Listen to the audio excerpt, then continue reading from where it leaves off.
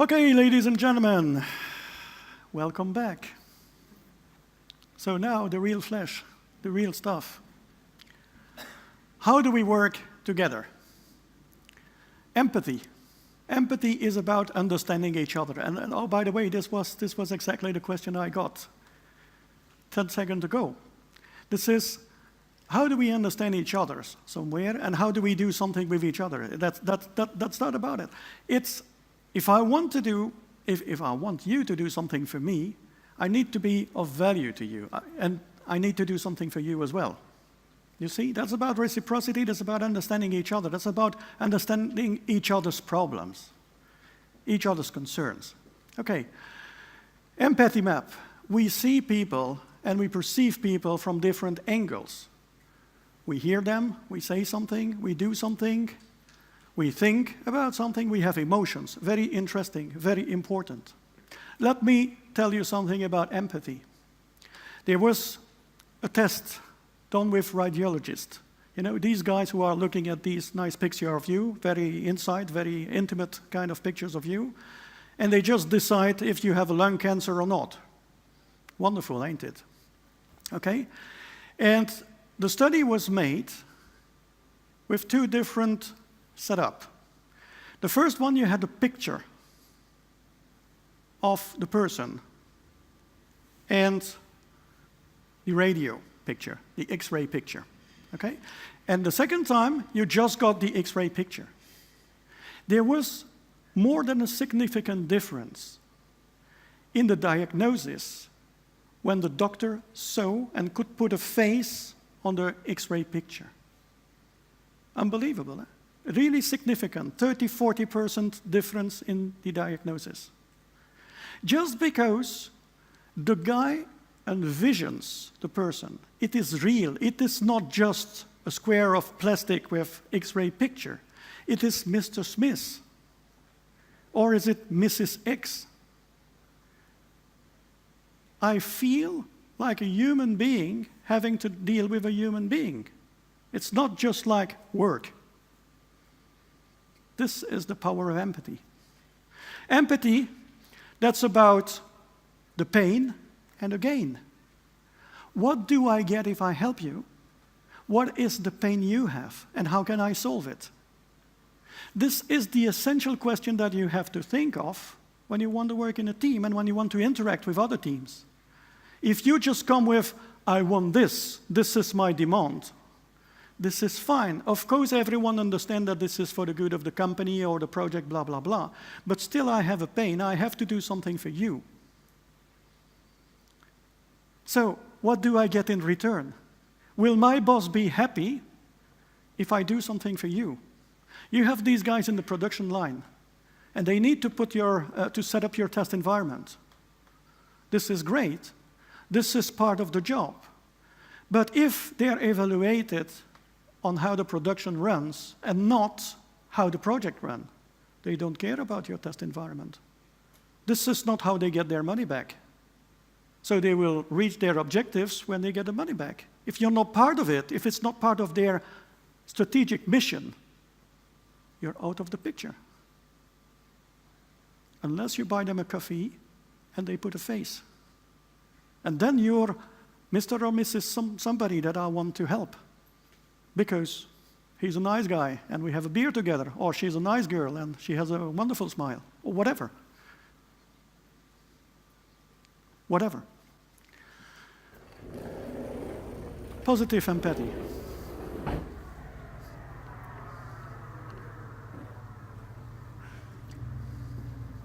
I need you guys to go, okay? I need you to go. Thank you. As simple as Go to that. work. The guy needs to work. He can just start to shout or shoot. Hope you enjoyed my yard. Have a good day. Okay, I hope you enjoyed the trip. Thank you very much. This is empathy. This is how we should behave. Okay, very powerful stuff, especially if you have a company that is just rebuilding the whole setup. Geopolitics. The best way to do that is to have people that are representing several teams working together. Somebody from the business side, somebody from the development side, somebody from the production side, somebody from the user side. I don't know how you are organized, it doesn't matter much. But having different people and different teams that needs to interact with each other. And most of the time we think we understand how we work together, but most of the time this is not true. And most of the time we don't understand what our vision and missions, respective vision and mission or roles in a company are. And this is the goal of this exercise. So you got people that are invited and they all get a map. And on their map, when I'm saying a map, this is a real map. So you can have a map of whatever, Latvia, or whatever you like, it doesn't matter much. But this map needs to more or less fit together, okay? Because in the end of the day, you will just put the maps together and see this is the whole picture, this is how we work together. But on each and every map, this is conceptual, on each and every map, they indicate the key element that define them. This is me, this is my territory, this is my team.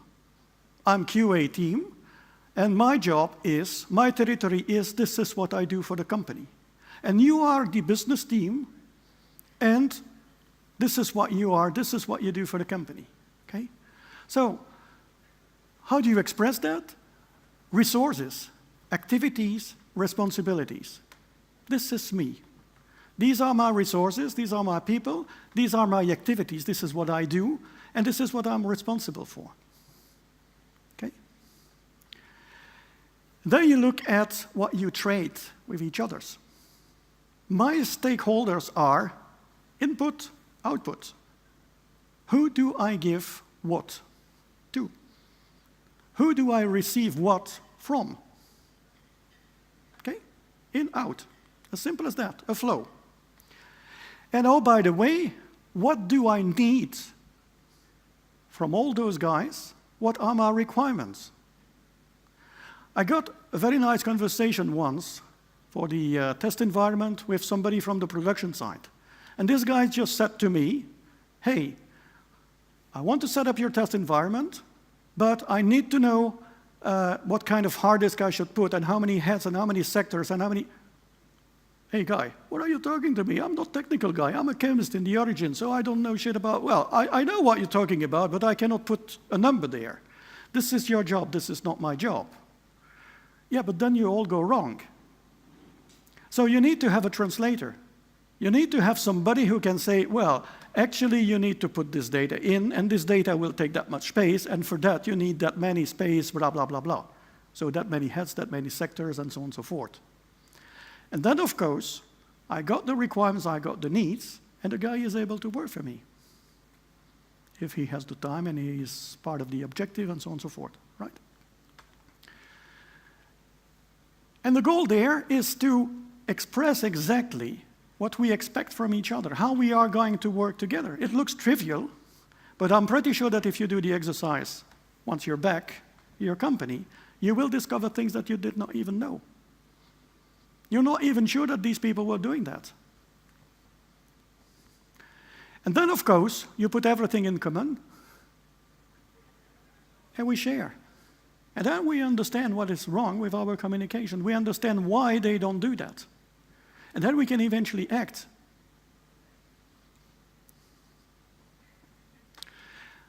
What is key there is that everyone works first on their own side. They define their own territory, and then we put them in common. And we see if there are gaps, if there are missing links. And then we work on that. Of course, what is key as well is that this information is transferred to everyone concerned after the workshop is done. So everyone in these teams that participated in the workshop should understand what exactly happened, what is expected from them, what kind of requirements they can expect from the others, and so on and so forth. Okay? So you get a picture. Moderator should be as neutral as possible, but know about the context and organization. Let them first do their trick on their side, and then put them in common. Much more interesting, okay? And we have a final understanding and agreement. 90% of the stuff is clear. We are acting on the 10% that is totally unclear, but this is what hurts you most of the time, because I could never imagine that this guy was talking in terms of heads and sectors. I don't even know what heads and sector means for me. I'm speaking about production data extracts. Totally different. Okay? Of course, this can be misused with politics, propaganda, blah, blah, blah, and you have to ensure that this is fully understood by everyone. Okay? This is on a small scale, or on a smaller scale.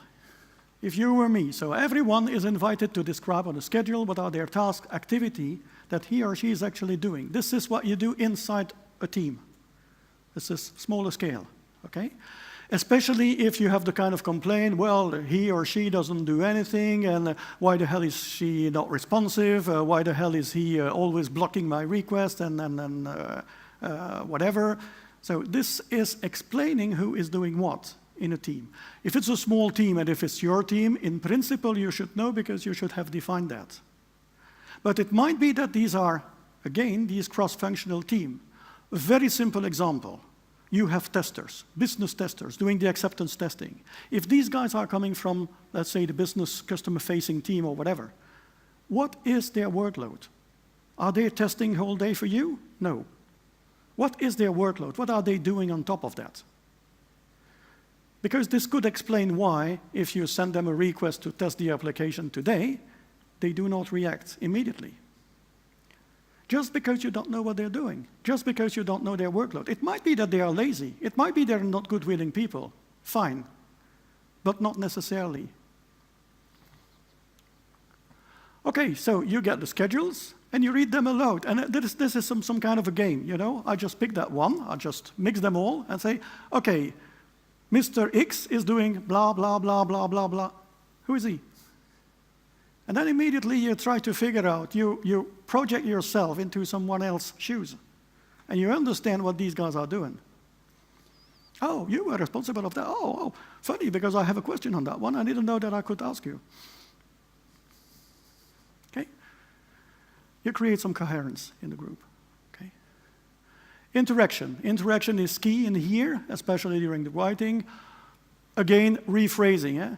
When you say coffee, this is exactly that brown, dark liquid that you put in the cup, blah, blah, blah. Rephrasing. Do I get you well if I say that what you mean here is this word or this sentence? Okay? Very interesting, very important, so that everyone understands. And we don't come to, that kind of fuzzy agreement. Ask precisions, ask questions. Okay, you're doing this, but what does it exactly mean? And how much time does it take? Sometimes you realize that people are doing reporting for you and they spend half a day in their reporting. And you just throw it away and you just extract one data out of that. Why the heck are you asking all that? See? It happened. It happened on some project I've seen. Okay. And the people whose schedule is read must not react. So you just pretend it's not you. And this is exactly you that we are talking about. And then in the end you say, yeah, this is me. Okay. We have this kind of approach in order to modelize our users. You know the technique of personas? So persona is also, that's about my example with these X-ray and surgeons, If we want to deliver something to a user, to a user group, we just envision the user and we say, I developed this application for that category of people. And that category of people, this is that lady, and that lady has a job and has some career path and has some money available and has some expectation and have some requirements. And this is very important because you're not doing an application or a service or whatever for, I don't know, a computer. You're designing for Yoko. But Yoko is not the only one. You might be designing for Greta, or you might be designing for John, or you might be designing, and these guys represent the closest thing possible to your real users. Of course, I will also encourage to use as much as possible the real users in real life, but this is the best possible alternative you have. And this is exactly the same sort of principle. When people get demotivated or people get lost in space, sometimes it is very important for them to understand where they are and what the future will be. I'm not going to teach you here how you will read a crystal ball or these cards or whatever. I'm just telling you how, within a project, you can align people on the same vision of the future. This is the goal of this exercise. Okay? And we have 2 or 3 of them. What is going on there? Okay. Never mind, that's about techniques like exploring, ideating, so that's creativity, but never mind. Yeah. Good idea.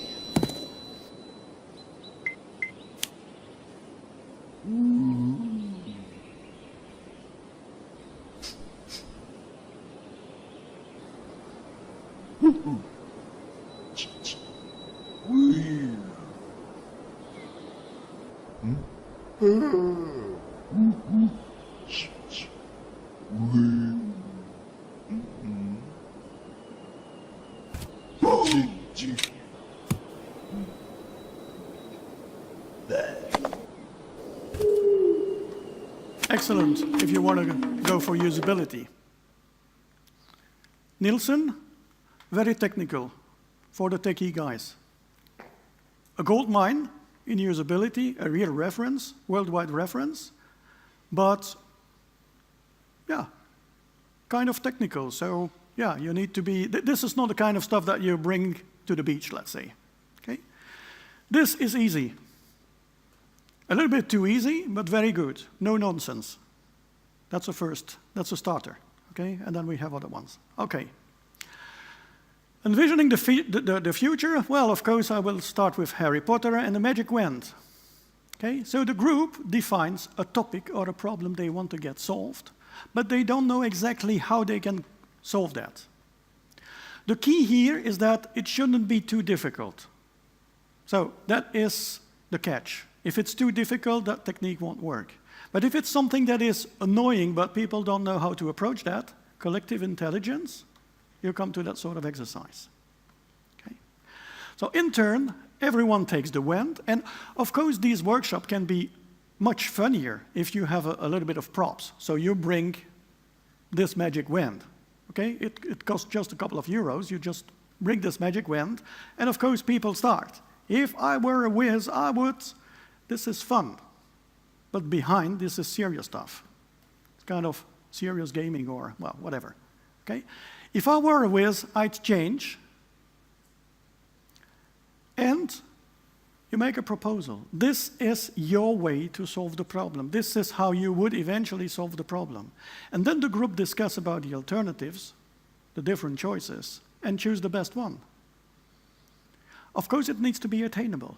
So we will think together as a group, how can we come to the result? And then we have the solution that is implementable. It's magic, isn't it? And of course, to build the correct spell, to cast the correct spell, we need to think about people, resources, knowledge, and time, because this is what hits us the most. We need to have people to do something. We need to have knowledgeable people, because if you just take the hairdresser, it's probably not the kind of guy who will fix your script in production. You need to have a little bit of time. You need to have a little bit of money, whatever. Okay? Oh, this is another psychology trick. You can only act upon what is in your sphere of interest and in your, how to say that, potential management sphere. Okay? It's not that you can take people from everywhere, so it has to be manageable, it has to be realistic. If I say, well, if I want to have a Rolls Royce in my garden, well, I will just, get Rockefeller, and he will open his bank account for me, and this will work. Yeah, I guess this is not exactly how it's going to work. Okay? So it needs to be a bit realistic. But we can create a step-by-step plan, and this is really interesting. Okay? So you formulate the initial problem and the final spell, which is the one that is praised from the group, and that's it. Complexity shouldn't be too high. If too high, it won't work. This is not real magic, unfortunately. If I could do real magic, guys. What is key is the action plan. Okay, we identified what we need. How are we going to action it? How are we going to make it work? Shouldn't last too long. And you have immense freedom. Okay? Know about the context, not too complex again, and you can have some props to make it funnier.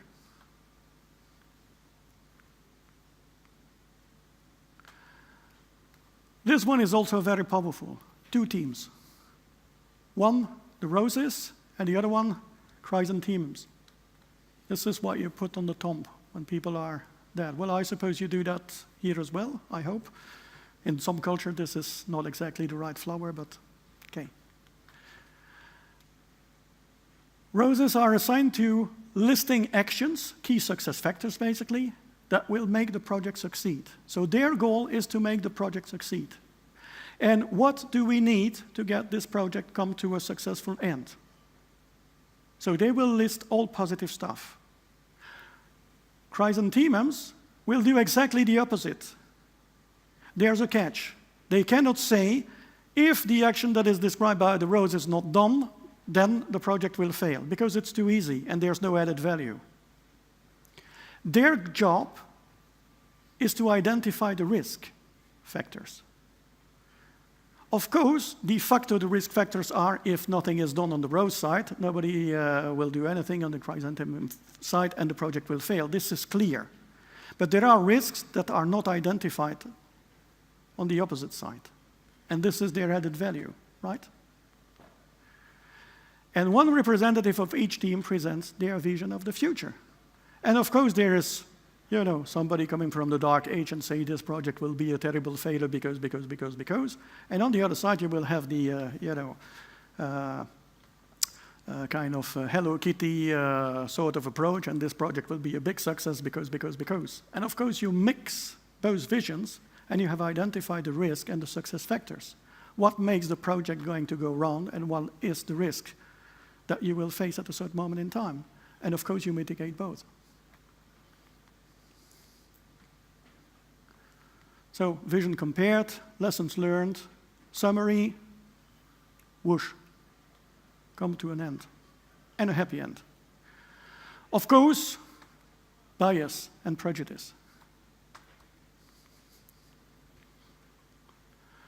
If you want to make it fun, paper, little stickers, I don't know, you put dark skulls, you put nice flowers, whatever, and it makes it funnier.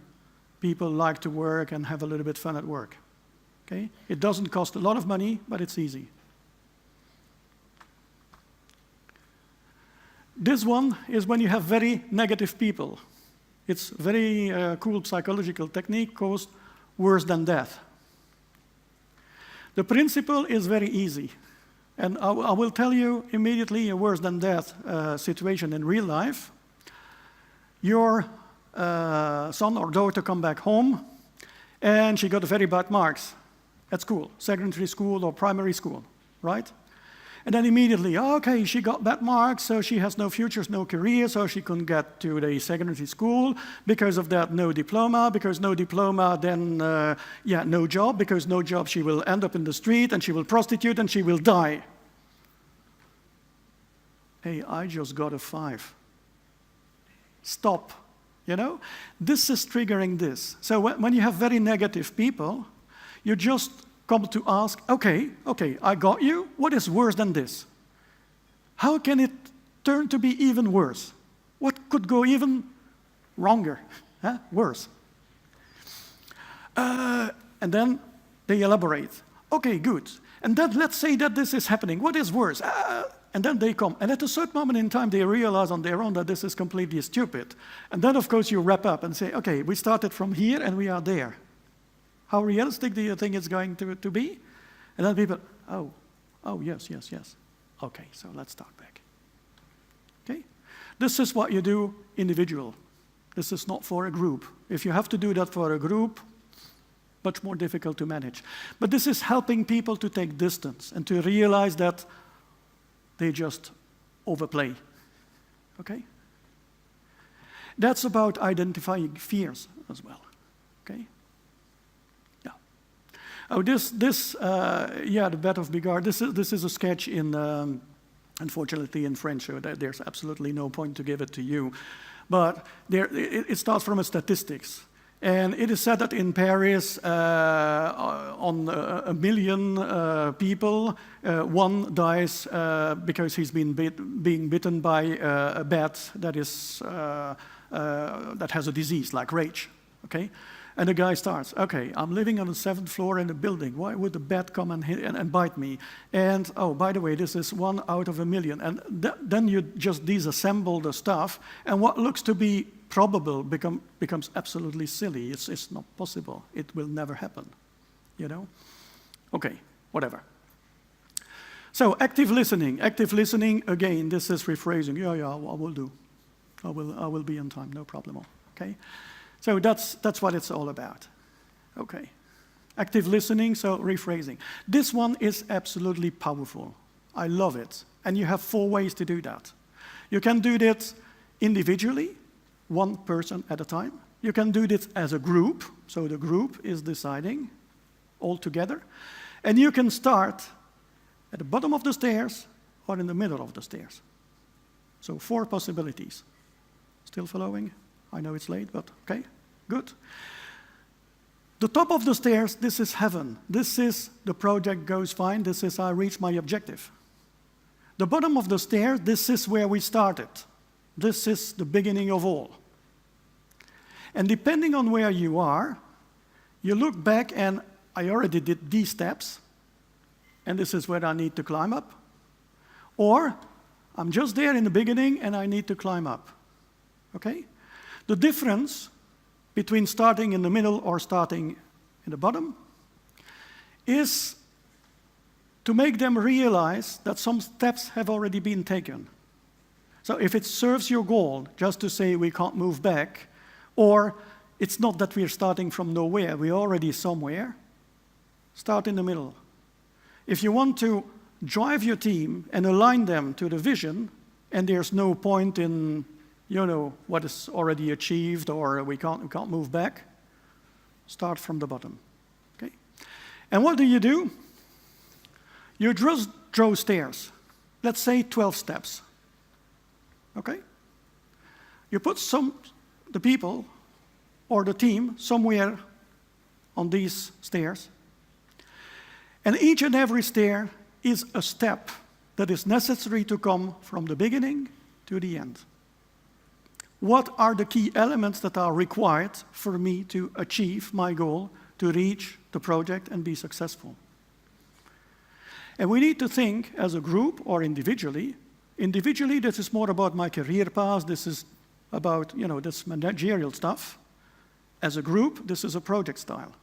This is the project. This is how we reach the end. Okay? And we need to figure out the different steps. And of course, when these steps are acknowledged and agreed upon, then we will define how we come from step 1 to step 2 and so on and so forth. I want to be the CEO of the company, and today I'm just, you know, junior tester. How do you become the CEO of a company if you're a junior tester? Well, you need to have that training.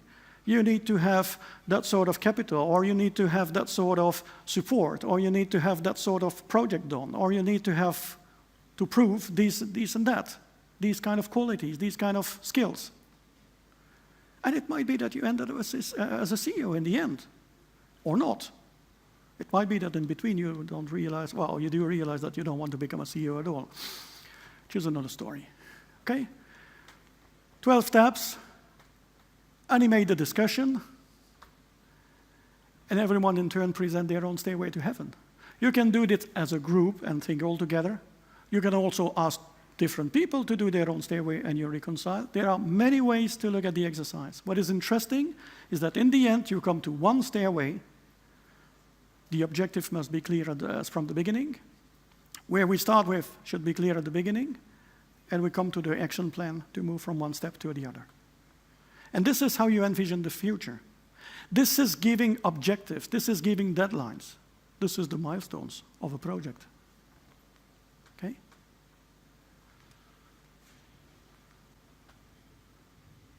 They must be realistic. It needs to be approved by the team. And of course, we must, as usual, be benevolent, avoid prejudice, bias, blah, blah, blah, blah, blah, blah. Okay? Easy. Working together, we are a team. Another kind of exercise. Okay? That's a team.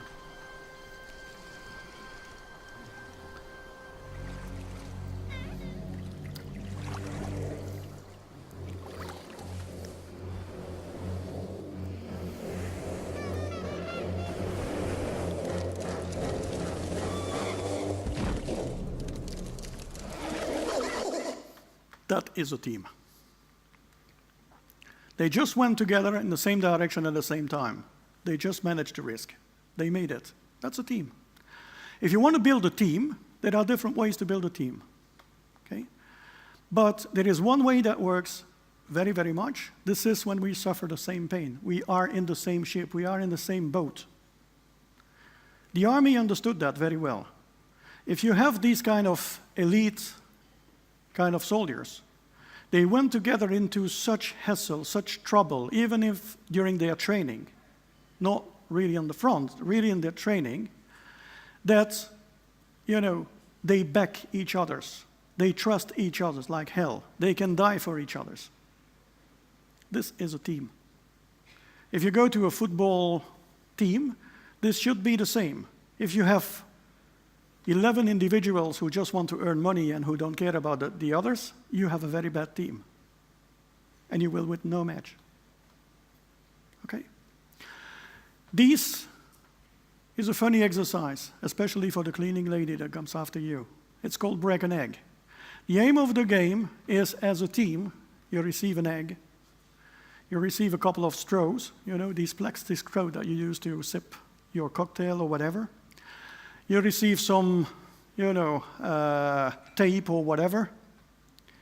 And the aim of the game is that you should be able to do something with the egg and all this material so that you can throw it from one floor and it doesn't break in the end. Okay? Do whatever you like, but build this as a team. Okay? There are some variation. You're given this kind of inflatable balloon. Okay, this is also another kind of stuff. And then you have all these creative ideas. And believe me or not, I don't care whether the egg is broken in the end. What I'm interested in is how the team interacts. Who's got the bigger voice? And is it a success in the end or not? Who listens to each other? Who collaborates with each other? And this is the name of the game. And if you have this collective intelligence, so everyone giving more or less their opinion and balancing each other's, the success that the egg doesn't break in the end is higher, much higher. Okay? So this is it. Very funny, except for the cleaning ladies. Oh, get a couple of these are raw eggs, huh? Don't use boiled eggs. And oh, by the way, have a couple of spare ones, because it might just be that by building that, okay, you see. So people can be awkward. Funny. What is interesting is that they build something together. This is very easy to organize. This one is even easier and less damaging. This is the coat of arms. The coat of arms, this is the heraldic, the sign that identifies you as a knight or a town or whatever. This is the coat of arms. Okay. And the name of the game here is to ask the team or the people to express values, beliefs, goals, and tasks. 1, 2, 3, 4 quadrants. These are my values. These are my beliefs. These are my goals. These are my tasks. So again, that's knowing each other's. And again, this is building something together. If you do this as a team, you create a certain coherence. We are a brand new team. We don't know each other, but who are we? What is our values? What are our tasks? What are our beliefs? Why are we here? What is our goal, our objective? And if people in the team can align on this one, they have something in common. They are already a team. That's not a bunch of individuals having to work together. You create this bind, this relationship. And you can even ask them to have a motto. In God we trust. Us and nobody else. Who cares? Okay? Again, this is important to create this identity. And value is something that is absolutely key. I don't have time to discuss and elaborate about that. But if people have values that are not aligned with the company values, there's a high chance that they will criticize the company and will leave the company and will not be happy. We need to align. It has to have a sense. It has to be sensible. We don't do anything for free or which is a nonsense. We like that, sure. I will speed up a bit. Okay? For the individuals, my best and worst moment. As a team, my best and worst moment can be done. And if you have a little bit of budget, you draw a nice one, you get it printed 3D, whatever, on a T-shirt, and then you have this, we are a team, you know? These groups of people having all the same sweatshirt and some, well, if you want to go for that. Okay. Now I come to the end of this presentation, and I invite you to build your own workshop. These are ready-made workshops that you can find and that you can use. That's already some bunch of powerful tools. But of course, it might be that it doesn't solve all the problems in the world, and certainly not yours. Okay? So you can perfectly build your own, but before building your own, you have to ask a couple of questions. What do you want to do? Who are you speaking to? What is your audience? Have you got a budget? Is it a big budget or a small budget? How much time do you have? Have you got an hour to spend with people from time to time, or is it just 5 minutes or 10 minutes? What can you afford? How difficult is it? How will you engage them? There are some of the workshops here that are difficult to start with. Don't start with the break an egg, because everyone will look at you like a clown. What are you doing? You're just playing with eggs and so on and so forth. Do you think that I'm going to pay you for that? No, but it has a value. In the end, it has a value, but first you need to build the first steps. And then everyone says, oh yeah, this is a good idea. Okay, why not? Okay? Is there a history? There are things that worked and things that didn't work. Get this. Because if it didn't work, don't try again, or try better. But make sure that you understand. And how sustainable is it? You need to build something that lasts. You have loads of these still building events. Everyone is biking, everyone is doing that, blah, blah, blah. It works for 10 days. After 10 days, the bind is, again, completely broken. Because you suffered together, you did something together, but this is not enough. This is not something that is built to be sustainable. If you work from the inside and you get to the real pain, the real gain, the real value, then you make something that is sustainable and that will last, as long as your organization lasts. Okay? The workshop is always the same. Game opening phase. Explain the rule, the objective. How are we going to do it? And what are we not going to do at all? This is also important. That's about the stop criteria. What do we test? What do we not test? Execution phase, let them do. Lessons learning, wrapping up. Okay, you did it. Now, what did we learn? What are the lessons? Finishing polishing, making sure that transition and transmission is made, making sure that something is done with what you got from them. Game closure transmission.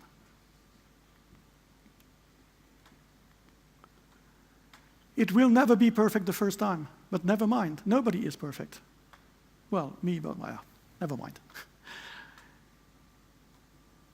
Okay, get feedback, improve until it works fine. Prepare some feedback form, be subtle with your doubts and fears. Be benevolent, especially with yourself. You're trying to do your best. That's already something. You get a free trial. You know what a free trial is?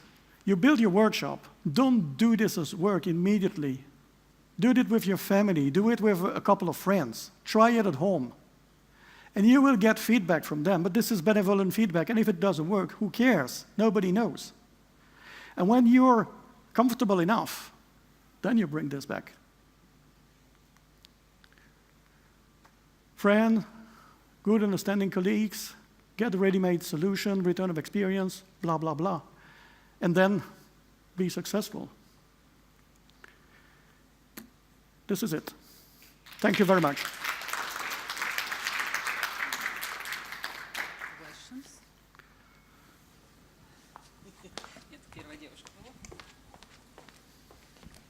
So who wants to get a T-shirt?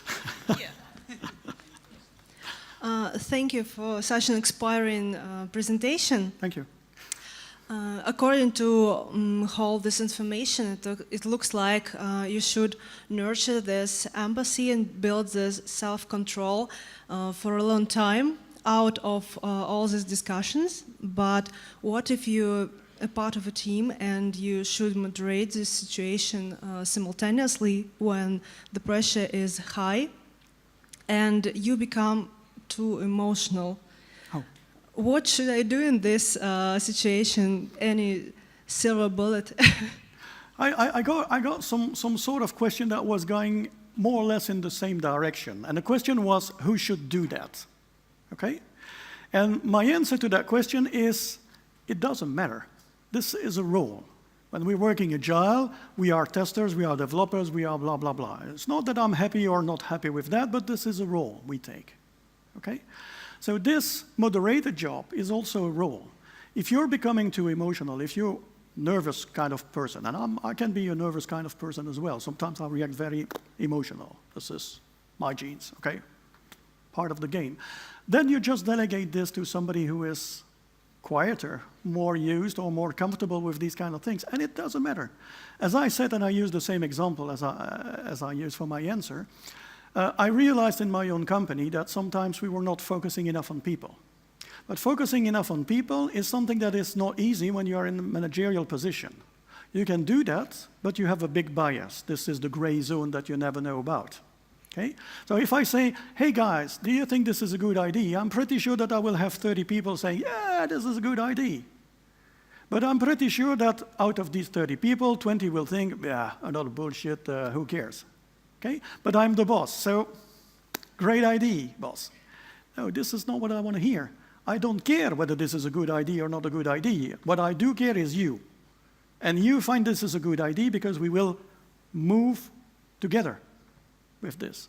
So I asked somebody else to play that game and say, hey guys, do you think this would be a good idea and shall I propose this to the boss? And then I got maybe 25 instead of 30, but these 25 were real ones.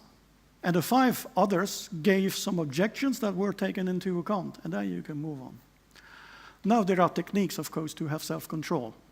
It's not a given to come here to the stage and start speaking to a couple of people. And sometimes this is 40 people, sometimes it is 100 people. In Portugal last year that was 600 people, and in France in 2 weeks that will be 1,200 people. And I will do the same sort of shit. But this is something that you acquire. And my trick was, I'm the expert of my topic. I know what is in there. This is my advantage over you. I know what I'm talking about. I'm the expert of my own presentation. I'm not the expert of each and every topic in there, but I'm the expert of my presentation now, so I have this advantage. And you are the expert of your workshop. And then there are psychological tricks to get a bit more relaxed. That's about respiration. I give you another trick. This is a serious trick, really psychologically proven. Okay? That's about the posture and the stand. We asked people to come to an interview, and some people were given their smartphone or no special direction, whatever, and before the interview, they were just, like this, a little bit crippled, and another group that was separated, we asked them to be like this. You know, and I'm dominant, I'm the alpha male, you know, this. Believe me or not, when it came to the interview, and the interviewers didn't know about that, the ones who were the alpha male were much better and much more self-confident and so on, just because they just adopted the posture. That's not that they are better, that's not that they have a better CV, that's not that they are more robust, more psychologically prepared, whatever. It's just that they are in the picture. They envision themselves as, I'm the leader here. Come on, guy. And this is about it. Welcome. Are you aware how many eggs did you break? How many eggs did I break? Me personally, not that much, not that many. There's another alternative, by the way, that is called the Marshmallow contest. It's absolutely wonderful. I think that you have videos and an explanation on the web very easily. And the name of the game, this is exactly the same sort of exercise. The name of the game is to build a tower with spaghetti. You have this tape and straps and one marshmallow, but the marshmallow should be full, so nobody eats it, and it should be on top. And then what is interesting is that the higher the tower, the more successful the team. And it's proven that if you put 5 managers around the table, they start arguing about who's the powerful guy, who is the alpha male, and they build shit. And if you put more modest people, I would say, around the table, but listen to each other, they build something that is much more ideal and works a bit better. And the best solution I've heard of was done by engineers, because they understood that if you put spaghetti in triangle, the structure might look a little bit less high, because of course you use 3 spaghetti every time or 4 spaghetti every time, but this is very robust. And that's about it. I don't know how many eggs I broke in here. I hope none. So, yeah. Another funny story, I have a colleague of mine, I'm working on the soft skills presentation and tutorial about this, and the guy is doing that exercise very frequently in companies, and he used a variation with this inflatable balloon that I told you about. And it's very funny because some people are very creative and they put the egg inside the balloon, and they think, of course, that if the balloon will act as a parachute, but it doesn't work that way, so they break nearly every time. But if you have the balloon and then you wrap the egg around and then you use the straw, then it might be working, but not putting the egg inside. That's kind of funny. It's kind of funny. Sure. We have seen that lots of training which are aimed to help teams with different aspects, yes, so teamwork and. But can you share maybe some kind of tricks to spot the most problematic, let's say, part of, or maybe some KPI, maybe those problems, and how we can be transferred to the KPIs which boss can listen, you know? KPI. I would not use these kind of tools for KPIs. The only thing that I would use as a boss is this stairway to heaven, because it helps build the vision and the career of somebody, and this is a very positive way for people to envision their future. Now, putting KPIs around this, it is possible, of course. If you use the Marshmallow contest or the break an egg kind of stuff, you can, of course, look and watch how people interact with each other and make an opinion about that. This is valuable to build the right team with the right persons and know who will be the leader, who will animate, and who will be the followers, and so on and so forth. There's another stuff that I haven't thought of in here because, well, I have 90 minutes. Well, I can speak till the end of the night if you wish to, and you skip the party altogether, I don't mind. But this theory is Belbin principle. And Belbin principle, this is the role model. Okay, this is to act as a team. And Belbin defined 9 profiles, because we all more or less specialize in 1 or 2 profiles out of the 9. For instance, if I take my example, I'm more a visionaire. I'm the kind of guy who wants to conceptualize things. I'm familiar with concept, but I'm very, very bad in how to say that, controlling. I hate that.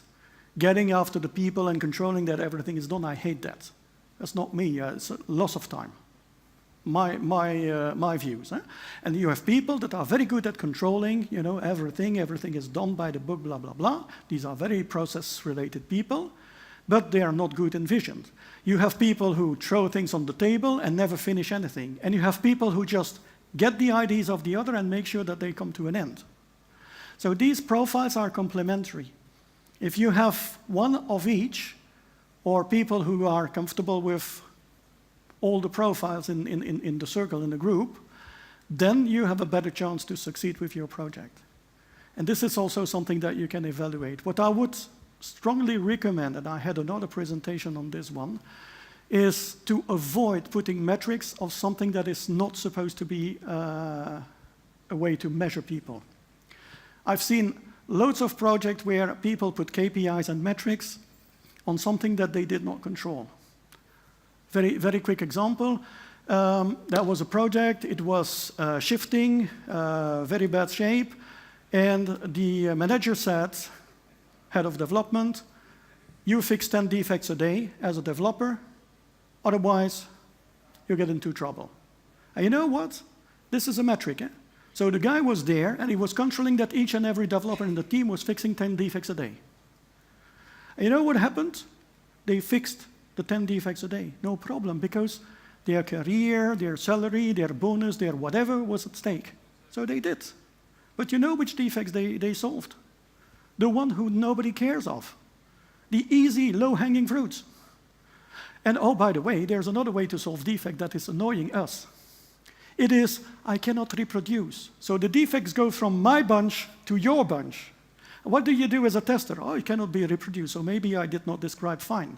Oh, I can do it again. Oh, maybe he did not understand me. You explain again, but by this time I don't test. I'm just doing silly work so as they can recycle defects, so as not to get hit. So metrics about people, yes, but be very careful about that. Be very careful. And it's very, very counterproductive, because if people know that you trick them and that you want to measure them, then you lose all the interest of that. They don't want to participate.